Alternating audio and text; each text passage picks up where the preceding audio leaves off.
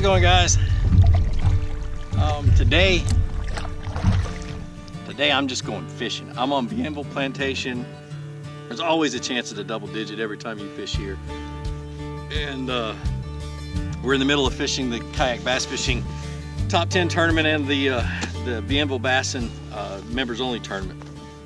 But I decided to slip out on a lake that nobody's been on in a while, and I'm gonna come out here and see if I can catch some of these unpressured fish. The fishing's been really tough lately.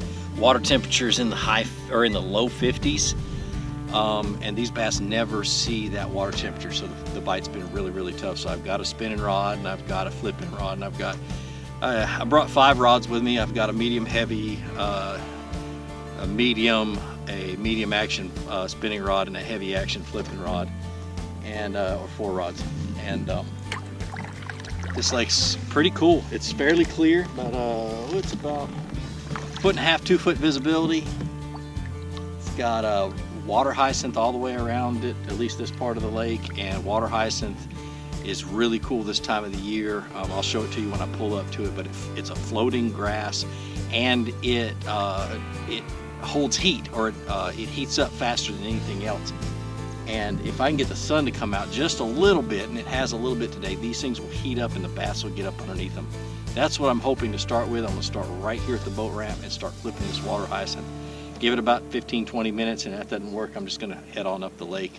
I fished this lake last year during a kayak fishing seminar me and Chad Hoover did, and somebody caught a big old 6 or 7 or 8 pounder, but this should be fun. It is one of the newer lakes on the property, but it still should be pretty close to its prime. It's about 8 years old.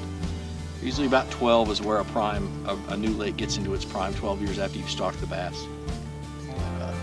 This should be fun. I'm excited. So what I'm flipping with this is an 1.5 ounce punch weight that's got a little collar, and I threw a black and blue skirt on it. This is Florida. They love black and blue. This is a little bit darker water. They love black and blue. Then I've got one of my favorite flipping baits, the Biospawn Biocraw, in black with blue flake. I'm just going to put that on there. This is a heavy cover, big old thick wired grip pin hook, Mustad grip pin hook. 65-pound braid, and high-speed reel, 8:1-to-1 reel, and a 7'11" heavy action. This is actually an old blackout. They don't make the blackouts anymore, for you guys that keep asking me that question. But I've got that thing pegged down, and it sits just like that, and it punches through this hyacinth. At least that's the goal. All right, so this is water hyacinth. This is what it looks like dead. The stuff around it, the green stuff, well, I guess there's a little bit of green water hyacinth. A lot of that is a different type of grass. I don't know what it is.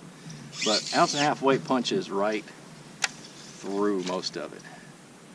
Let it sink down to the bottom. It's pretty deep. It's like 5 or 6 feet up underneath it. And I'll bring it all the way back up to the top, and I'll bounce it off the bottom of the mat is what I'm doing. And if they're under there, they're going to have their back right up against the bottom of the mat. And that's exactly what I'm doing, is I'm just letting it work its way through, and then bouncing it up underneath that mat right there. Correction, it's 10 feet deep under this mat of hyacinth, and there's a tree that comes out right there. Like I said, I'm not going to do this for long. They're either going to be in here and hit pretty soon, or they're somewhere else. They may not even be on this part of the lake, but I see this stuff in the early spring like this, when the water needs to warm up, and this is going to be the first thing I'm going to go to. I don't care about what lake I'm in or what lake I'm fishing. Water hyacinth is amazing in pre-spawn.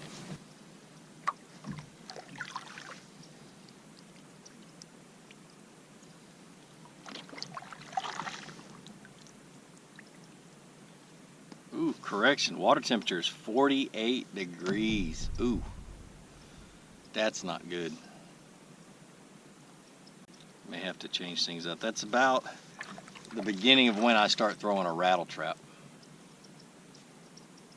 So I might tie one of those on and work it like it's super cold. Just keep it close to the bottom.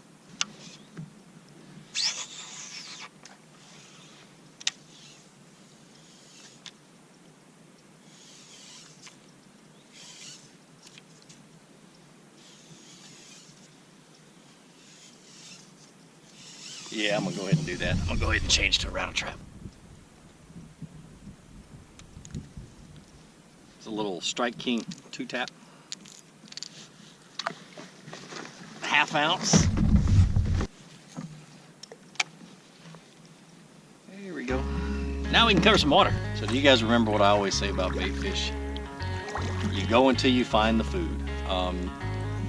There can be bait fish present and no bass, but there will not be bass without bait fish. See what I'm saying?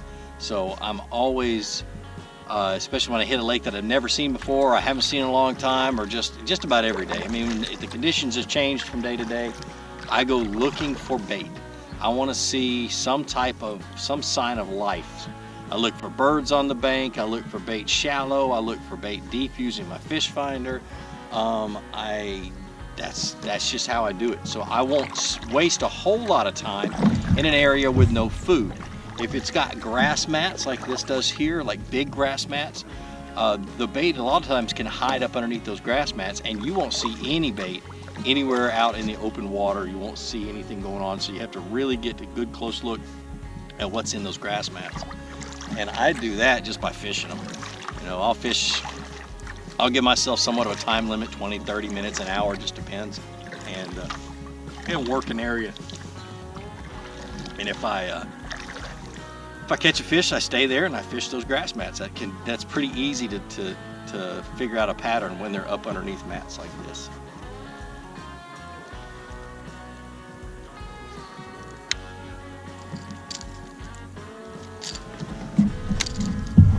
Tie on a little worm, I think. Let's see. So the reason I'm switching over to a little Texas rig worm is I gotta have something to fish slow. As bad as this weather's been, now Florida strain bass hate cold weather, so as bad as this weather's been lately, you know, 20s at night, water temperatures down into the high 40s, low 50s, these bass get in a funk. They just don't like the cold. So should have had this tied on already, but I've got a little 1/8 ounce Strike King tungsten weight, little EWG grip pin hook. I think, oh yeah, Mustad makes them. And just gonna tie a simple Texas rig and throw a black worm on it. I don't know what kind of worm yet, maybe a black and blue. I've got a rage tail cutter worms, I've got Senkos, I've got Biospawn Exo sticks, but I don't want one that has a whole lot of action, so I might just try the Biospawn Exo stick. What the Biospawn Exo stick does is when it falls, especially with a little bit of weight on it, the tail spirals on the way down, and it really has a good little action for the bass. See, it kind of spirals like this on the way down. So that's why you tend to get a whole lot of bites on it. So I'm gonna take this rig, flip it into some bushes, into the grass, kind of slow. There's a few brush piles on this lake. Just kind of slow roll it around and see what happens. Don't expect it to be a good day. I honestly don't. This is one of those days you don't really get your hopes up high. You feel really good about every bite you get and every fish you catch. And you know, you just hope that you catch a big one, but it's going to be a tough day. I don't expect to catch much. But it's really nice to be able to teach you guys how, when the bite is tough, how I go about trying to catch fish on a lake. Doesn't always work out good for me. I'm a fisherman. You know, it just gets tough. And if you can't get them to open their mouth, there ain't nothing you can do. But we're definitely going to give it a try. Alright, so as I'm working my way down a bank, especially a bank that has grass out in the water, I'm gonna throw it all these little points that stick out along the grass. I don't like grassy banks. I don't like grass mats that are just one big straight line. I like them to have ins and outs.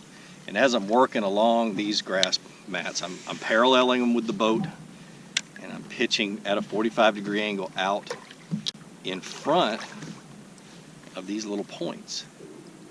A bass will sit on the end of that point or just under the grass, and that's a perfect ambush spot because it forces the bait to go past him.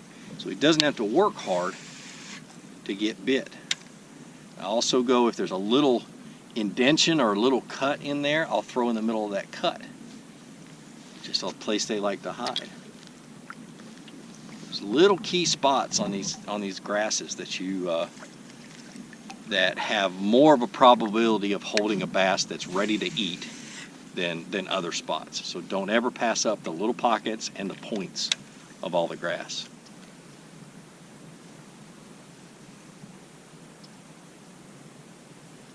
Is that a bite? That's a bite.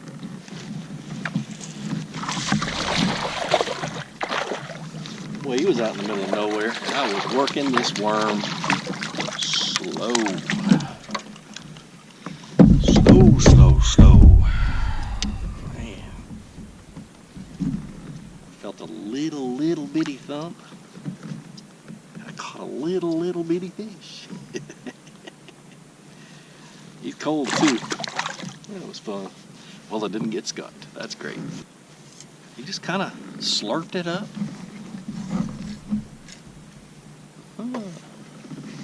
The old exo stick works again. He was in about 5 feet of water. I was dragging it on the bottom,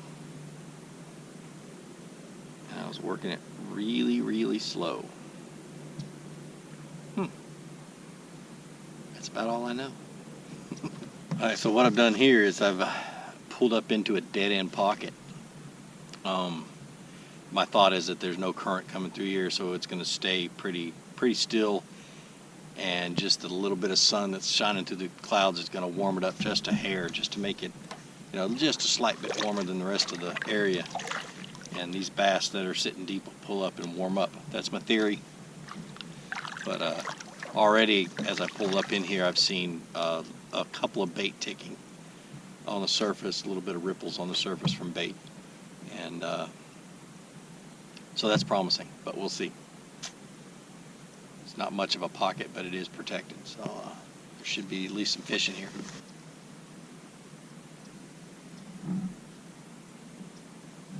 There's one. Got it.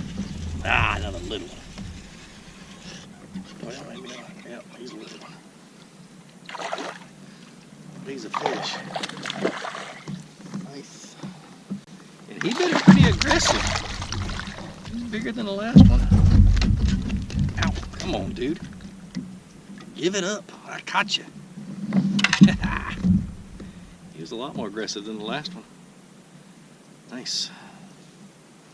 That's number 2. I got a half hour before I got to go. Let's see if I can catch a few more. So what happened was I caught that one just right over there, and I got a couple more bites in this area, and then I left the area to go check another spot, and I just wasn't getting anything. And so I said, you know what, I'm just going to go spend the last 45 minutes to an hour down where I caught those other ones. I should have just stayed here and worked this whole bank, but yeah, that was pretty neat. He hit it right away. And same worm, you know, black with blue flake exo stick with a little light bullet weight in front of it. And just throwing up on the edge of the grass. They gotta eat eventually. But that was pretty aggressive. I must have landed on his head. Now another difference about this spot that makes a huge difference this time of the year is this is the steeper bank. You know, when bass get lethargic, when water temperature gets cold, bass get lethargic, and they don't want to move very far to get to find the security and the safety of deep water. So that's why they hang out around these steeper 45-degree banks. And this whole side right here is a 45-degree bank. I caught that other fish over there on a little point, but 2 bites in 2 casts on this bank lets me know there's several fish here. Let's see if we can catch another one. I got one more spot to try before I go.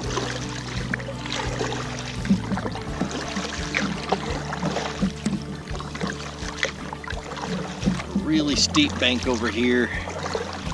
It's got a tree hanging in the water, a little bit of grass on the bank. If I were a bass, I'd be sitting right there. Let's go see.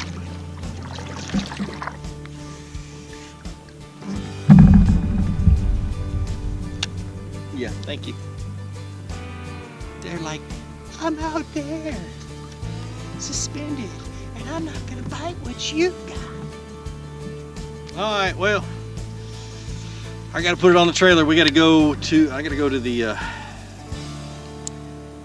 awards ceremony for the 2 tournaments that are going on right now at Bienville. But I figured out a little something. I caught more than I thought I would on a day like today. It was all about slowing down and keeping it close to the bottom and trying to figure out what they were holding on. And every single one of those fish, the bites I got and the 2 that I caught, came off of those points of grass that I was talking about. So that's one of the key things you focus on any time of the year, but it's one of those things I never pass up. So like I always say, be sure to introduce somebody to fishing. Introduce them to my channel. Let me help you teach them how to fish. Remember to subscribe to my channel if you haven't subscribed already. Hit that little bell. That way you get notifications of when I put up new videos. But most importantly, get out on the water, go ahead and catch some fish, and have a great day. We'll see you.